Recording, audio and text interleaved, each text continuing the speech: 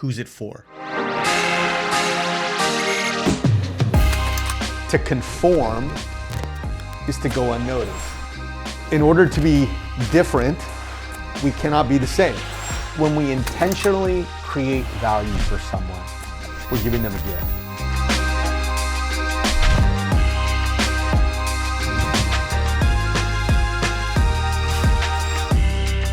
Today we're going to talk about a question. And that question is, who's it for? I don't know about you, but in the fog of trying to make things happen, it's so easy to forget who it's all for.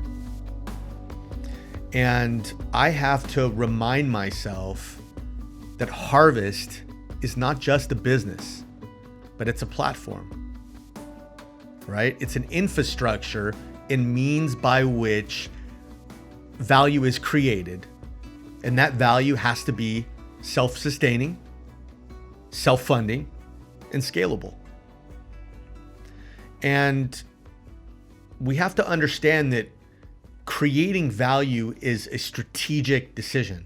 While we craft the value primarily for the customer, value creation must really start from the inside with us, with the server, the deckhand, the employee.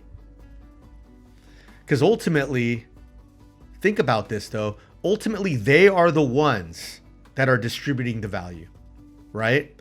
They're the carrier to the customer. And so it first has to be done introspectively so that it can be done extrovertedly. Invariably, the needs of the external customer are also the same needs as the internal one. And the internal one at Harvest, we refer to our employees as our internal customers, right? Both need answers to the same questions, and they need those answers from the leadership and from each other.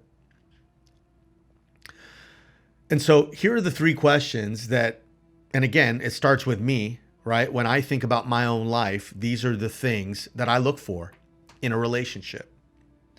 The first question is, that I believe our customers are asking and our employees are asking is, do you see me? Do you see me? Do you notice me? Right? Each one of us wants to be noticed. We want to know that we're important, that we matter.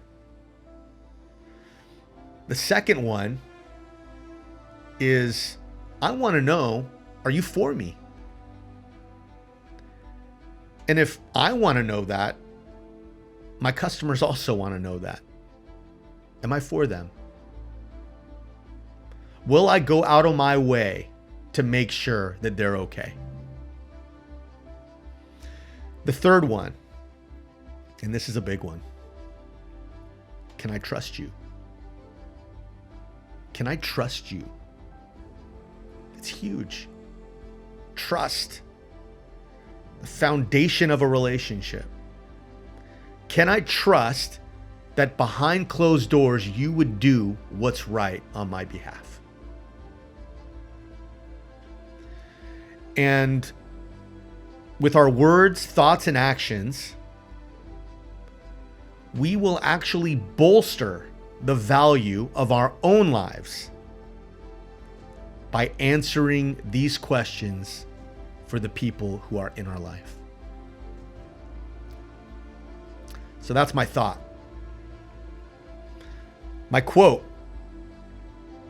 is by Fyodor Dostoevsky. I think I said that right. The secret of a man's being is not only to live, but to have something to live for. Read that again. The secret of a man's being is not only to live, but to have something to live for. It's a great quote, which I think ties in to what we're talking about here. And finally, the question for you to ponder. How do the people in your life know that you see them? that you're for them, that they can trust you?